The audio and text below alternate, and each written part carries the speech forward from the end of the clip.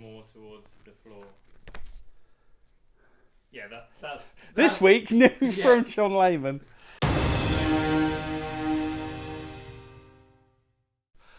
Hello everyone, welcome to another episode of This Week in Comics. I'm Sid, we're here in Comic Connections as we are every week, and we are looking at some of my choice picks for the comics coming out on the 1st of August 2018.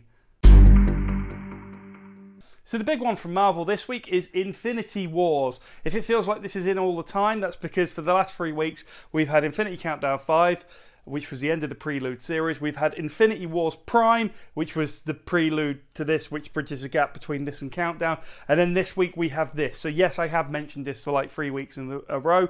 Infinity Wars is the big main summer blockbuster Marvel Avengers, Guardians of the Galaxy, Thanos, Infinity Gems. Big, huge crossover, and you all know that because you're all reading it, so I don't need to talk about this too much. But I'm reading it, I'm enjoying it, and from what I can tell, most of our customers are as well. So awesome, well done Marvel. Let's move on to something else. The big release from DC this week, well, it might not be the biggest release, but you know what? It's my favourite pick this week. Adventures of the Super Sons. So it does only feel like 5 minutes ago that Bendis was announced to be coming on to DC and Superman, and Tomasi's books got cancelled, and everyone was really upset. And there was all sorts of rumours about how Bendis didn't like Jonathan Kent and he was going to go away for a bit. And it's been sort of true. The character is still around in the DC universe. Tomasi's fans made such a noise about it, DC listened, and they've given us a 12-issue series with Damian and Jonathan Kent up to their old tricks. And I say they're up to their old tricks because this is literally set between the previous Super Sons series. So while it is set in the DC universe, it's not set in the DC universe now because Jonathan Kent's away being all Franklin Richardsy. So yeah, look, I'm really excited for this. It's a creative team I enjoy. Super Sons did really well for us. It was the little kind of team up book that could, and I know a lot of you guys are really happy that this is back in, and I'm one of those. So yay, well done DC for listening to the fans, because yeah, otherwise you just print comics that no one reads, and that would be like what it must be like working at Valiant, I guess. So a few weeks ago, I recommended Farmhand, issue 1 by the artist from Chew, which, as you all know, is one of my favourite Image series of all time. This week, we have Leviathan, issue 1, which is the new series from the writer of Chew. So if you enjoyed Chew, or indeed, if you enjoyed Farmhand, you might want to give Leviathan a look. I certainly am. It looks big and beautiful with monsters attacking cities, so it's kind of kaiju fresh is the term I'm going to use for this. Yeah, it's going to be interesting reading a John Layman book without Guillory doing the art, but I'm looking forward to giving this a look and seeing if it's as good as I hope it will be. Just off the strength of Chew, I am getting both of these series. Do you like seeing incredibly talented martial artists and stuntmen beating crap out of each other? Then you've probably seen The Raid, and if you like The Raid, you might be pleased to know that there is The Raid comic in store.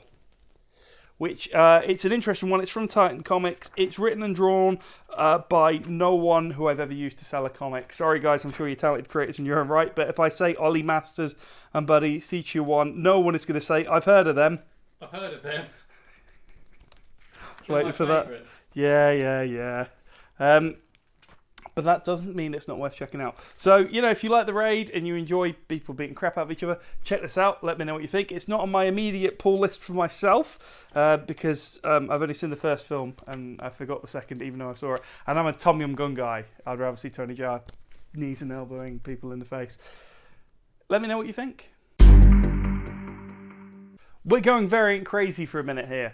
So, Immortal Hulk issue 4. This is the book from the Marvel relaunch that I think deserves a bigger audience. It's Marvel doing a bit of a horror thing with the Hulk. It's very different from the superhero stuff they've done with the Hulk the last 5-10 years.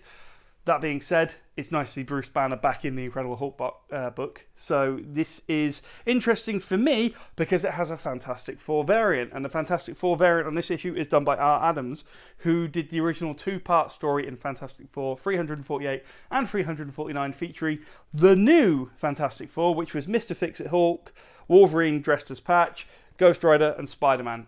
It was a really popular team for like 5 minutes in the early 90s. They haven't really done much with it, but it's nice to see the original creator coming back and doing this homage cover. The variant theme this month is Fantastic Four, because Fantastic Four comes out next week, and there are really nice Fantastic Four comic variants on a lot of books this month. So Deadpool's got a really nice variant by Rob Liefeld. J. Scott Campbell's doing one of the covers. If you like your Fantastic Four and you like your interesting variants, you could do a lot worse than check these out. Some of them are gorgeous. And you know what? If you're just looking for a new book to read, Hulk is very good, and we have every issue still in stock. So what we're trying to do for you guys is make sure that when we get a new series, we're trying to keep the first 5 to 6 issues in stock. We don't want to sell out. We want to keep them in so you guys can come in, get a new book from the start, get it on your standing order, never miss an issue, save 20%. That's what it's about. Another awesome variant cover this month is to Captain America issue 2. So, of course, Cap restarted its numbering a month ago. It actually feels longer because they're not turning out like 50 copies a year. It does feel like an actual month between issues. It's weird when that happens. This is a beautiful Jack Kirby tribute cover of Captain America on the moon. I imagine he'd be quite cold in that suit. But, you know, at least he's got an oxygen supply there, remember that much. If you like your obscure Jack Kirby homages, woof, it's awesome. There are a few different covers to this issue this month, but this is the one that grabbed my attention. I've been enjoying this book as well. Lionel Francis Hugh is doing some really good art in this. It's written by Ta-Nehisi Coates. If you want to get on board the Captain America train, this is the book to do it with, because it's called Captain America, and that's how it works. Let's go weird and windy with The Seeds issue 1. So this is part of the Berger Books subline at Dark Horse. Karen Berger, as I'm sure you all know, is a legendary editor who pretty much pioneered Vertigo Comics for DC. She's responsible for bringing people like Neil Gaiman onto DC Comics, and just that amazing 10-year period of creativity where people like Garth Ennis came out of the woodwork and got amazing books. All happened thanks to Karen Berger. So she's now doing the same thing at Dark Horse, and this book, it looks beautiful. I know very little about it other than the creative team of David Aja, or I'm sure I'm pronouncing that wrong, and Anne Nascenti, who she used to do some Daredevil stuff back in the day, I'm sure. Comment if I'm wrong. For that alone, just the strength of the creative team, the artwork looks beautiful. It's very much, it looks like a kind of indie comic I like. I'm trying this. This is on my pull list. I will be reading this. I will let you guys know what you think. And please, come in, pick it up, buy it, tell me what you thought. That's how it works. That's how we get feedback, and then we buy more or we buy less, and you understand how shops work. Justice League is in, which means the Jim Lee Justice League variant is in. I'd love to actually know like how many of the customers who come into the store who collect this book are doing it because they love Scott Snyder and they like his writing and they want a Justice League book, and how many of you are doing it just because you really like Jim Lee's variants. I'm kind of in the middle. I am definitely collecting it because of the Jim Lee books, but I am also reading it, so Scott Snyder must be doing something right. So well done to everyone on board this book, although I just noticed this is written by John Tinian, the fourth rather than Scott Snyder. Ignore that bit, but it's a public service announcement. It's in, all 5 issues are in. Like I say, we're trying to keep good stock of early issues of new series, so if you want to get on board this, you can. Here's an interesting one. We already have quite a few Turtles fans, but most of you are actually on the reprint book, probably because I pushed it quite hard. We have a weekly series throughout the 5-week month, which is August. That's right, 5 comic deliveries this month.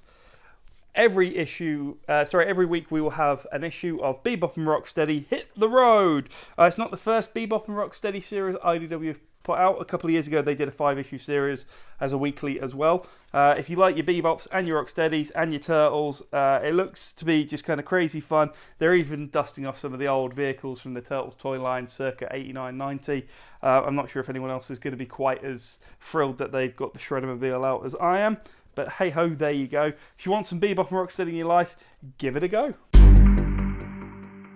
One I'm not reading personally, Frozen issue 1. It's by Dark Horse, it's Disney, it's licensed. You think Disney comics would come from Marvel, seeing as Disney own them, but no. Disney prefer licensing, because that way they don't have to do anything, but they take the money. This is how the mouse works, right? So, like, if your kid likes Frozen, or if you like Frozen, then we have Frozen issue 1 in stock, so it's a good time to get on board. It's such a popular series. I was going to consider getting it, but everyone said let it go, so I did. It's a book that Variety describe as, this is a comic worth reading to the end, which I think is a really terrible write-up, so I had to share that. It's The Other Side. It's a Vietnam War book by Jason Aaron and Cameron Stewart. Jason Aaron, of course, is one of the biggest writers in comics, known for Avengers, his seminal run on 4, and indie books like Seven Bastards and Scalped, which he, created around. This was the first work of his I think I ever read, and I just fell in love with his stuff, and that's how I knew to get on board with Scalped and everything else he's done since then. But if you want to go right back to the beginning of Jason Aaron's career, or at least when he appeared on my map, I should say, then yeah, you could do a lot worse than checking out the other side. It's a very good war book. It's only one book and then you're done. You're out. Let's give another reading from the back of it. A moral, realistic view of war and the costs incurred by it. Yeah, so there you go. But again, I'm going to repeat Variety's review because it's just so weird. This is a comic worth reading to the end. Okay, we're almost done. Just 2 things that I haven't mentioned. Previews is in, which means tomorrow night, or as you're watching this, tonight, Wednesday, the 1st of August, is previews night. So we're open till 6. We'll have previews on the counter. Please come and have a flick through. See all the new stuff that's coming out for October. Christ, we order in advance. DC Nation issue 3 is also in stock. So we always keep this in store. It's free to anyone who gets any DC book on standing order. So if you're a DC collector and you want to know what's coming out in the months and weeks ahead, check out DC Nation. Lots of cool behind the scenes stuff. The last thing I will mention is Harry Potter and Fantastic Beasts Lego blind packs. We have these in store now. We are selling them at £2.75, which is the cheapest in town. They usually sell for an RRP of $2.99, so that is a cool 24p saving. You can invest all that money back into comics. Thank you for watching as always. If you agree with what we say, disagree with what we say, comment, like, and subscribe anyway, because this gets us up the rankings. And if you would give us a share, that's even better. Thank you very much, and we will see you same time next week. Thank you for watching.